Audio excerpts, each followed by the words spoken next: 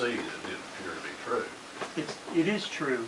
I think the question is, at what point in the process, and correct me if I'm wrong, anyone, but when you do the mailing, say it happens on April 25th, and you do the mailing to all the property owners, then that 60-day process begins. We have a hearing. It may be July 15th, for example. Let's just say we did it at a regular meeting on July 15th. At that point, if 25% of the people mailed, the homeowners, write a response that they are opposed to the RAD, then it's dead in the water. And we don't have at least 1 year. For at least 1 year. Okay. Is that what you're referring to, Mr. Martin? No, actually, that is the onus is on the property owner to come up with a petition of 25%. And that's not necessarily easily done. Right. Like, we don't have an organization, and so it would have to. That's a good point. We've talked about that quite a bit. Ira Malpin, we've talked about that too. That it's really hard to get a very separated and disparate bunch of landowners, homeowners, together for the tune of 25% to say that we don't like this. So well, the way that's a fair question. Would be to go work with the President's Association and so forth. But that's not a vote. That is just an opportunity if someone wants to go against the establishment of the RAD to come up with 25%. Right. That's not a majority vote of homeowners, which I thought was going to be the case. Oh, okay. It's not a vote at all. No. So, for example, what percentage roughly of the total number of lots to be mailed, what percentage is homeowners? And you're asking, whatever that was, you thought it would take 2/3 of that to say no? No, what I'm trying to say is that I'm not here trying to say no to the RAD. I understand. I'm trying to get an understanding. We got like, what, 1,900, 2,000 homeowners. Okay. All right, those people can vote for 3 board members. Right. Okay, and they're separate from the commercial people, correct, snowshoe, and so forth. 7-member board, 3 homeowners, 4 otherwise. Right. Okay. Now, what I found surprising was that you could establish an irrevocable RAD district with no real vote of the homeowners. I see. That's all. And it's my understanding, talked to Sue today, is the assistant prosecuting attorney in here? Mr. Martin, Bob Martin. Okay. Is there no, I mean, if 100% of the citizens of an incorporated town decide they don't want to be incorporated anymore, there's no mechanism whereby they can become incorporated? Become unincorporated? There is. We've actually faced that issue with the town of Durham.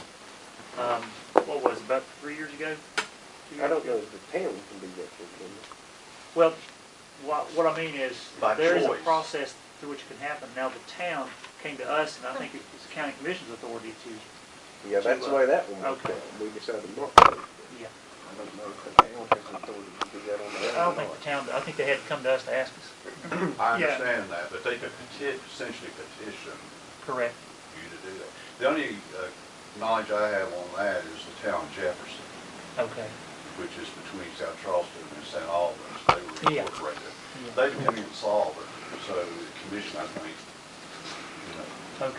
dissolved the corporation. Okay. But anyway. So I'm not aware of a particular sunset or out clause. There is none that I can see. Okay. And so what we got is a situation where the people that are, 2,000 odd property owners will only have 3 votes in a board. Right. And they can, you have to have what, 6 out of 7 for certain things. For certain things. Right.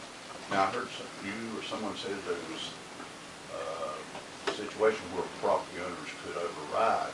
Yeah, What is that? Well, what that is, Mr. Berry, I'll let you try to explain it this time if you like. Sure. I've been talking to that point for over a year now, and a lot of the 3 or 4 out of 7 and 6 out of 7, all of these numbers came about in conversations with different representatives of homeowners and Snowshoe and Interwest together. And first of all, it's my understanding that the law gives the commission the same right to dissolve as it does to enact.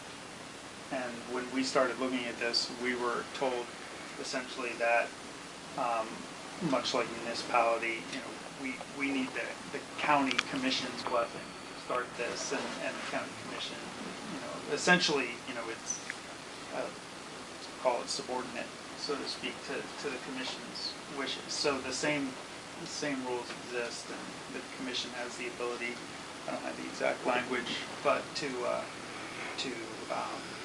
start to amend, or it can also dissolve the RAD. The board was set up in a way to make sure, similar to other resort community associations and districts, to make sure that different stakeholder types all have representation on the board. So 3 homeowner representatives, 2 resort representatives. Those are kind of, that'll always be the resort owner, and those will always be homeowners. The commercial property owner representative is meant to represent owner of commercial property, no matter who that may be, right? And that type of ownership will change, down the road and over time, and then if more commercial properties are developed, then the owner. Just as home. Exactly, and the undeveloped piece is sort of the one that, it's actually a monster right now, right? Because it's nearly 9,000 of the 11,000 acres that sit within the resort, but that is expected to also decrease over time as different pieces are developed. Yeah, hopefully, exactly. So that's where the 7 interests come from. The 6 of 7 is set up to make sure that no one entity within the board, or nobody can really run roughshod over someone else, right? So a budgeting process, bylaws, any service fees, any assessments, all of those things require 6 of 7 vote by the board. Any assessment can be, any individual assessment could be denied through the same type of 25% petition against. It would stop an assessment. So that's where homeowners theoretically come in and override the board. Right? If the board said, we want this, and 25% petition signed, then that assessment dies. And then any assessment that is in excess to the operating budget of the district at any given time. I know that's a weird number, but that's how the legislature wanted it written. Would require a referendum vote of the ownership to happen. So that's another way that the individual property owners have some control over this. I understand it's a foreign concept to what we're all used to. It does exist in other places, and it was set up, the alternative to this was to just shoot for, the municipality concept, right? Well, the municipality concept has a lot of drawbacks. First of all, the county's not going to be in favor of the municipality concept, because then when you talk hotel motel tax, now you've got implications, right? The second thing is that a municipality is not going to be truly representative of the people who own property on that mountain, because so very few of them, Ira might still be in charge of the board at some point here, but I think he'd pretty much automatically be mayor if it was a municipality. Mayor Moffin has But yeah, I mean that's. But I mean truly, there's just so few people whose primary residence is on the mountain that it automatically becomes the opposite of representative. So we were trying to set something up that really is, and that's the intent here. Certainly over the next 60 days in addition to this meeting, you know, I want to continue to have open channels of communication to help everybody understand and to get feedback. You'll also get after this, part of what I want to send out is a set of their sample bylaws, essentially. I that think I may, you is may it have that already. developed? They have been developed, Yeah. yeah. And then that would give ideas of how the board can further be set up to govern in a way that's, you know, that's fully represented. Because there's a lot more considerations. Yep. My questions may have come across as being negative to the RAF. No, sir. And it's definitely not. I think there are many, many pluses, and it's almost a necessity because we have infrastructure that's just going to deteriorate further and further. And there's no means right now to actually take care of that. Right. But one of the things stop me any time if you don't think this is appropriate for the meeting. Okay.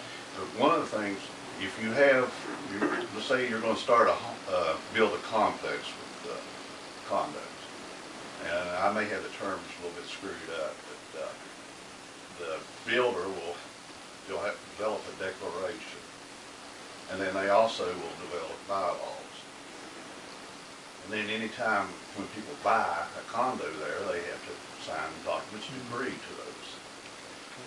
After declaration period, then there's a homeowners association. And all the members of the homeowners association can vote, have to vote, must vote to make any changes to the bylaw. Sure. Approve it.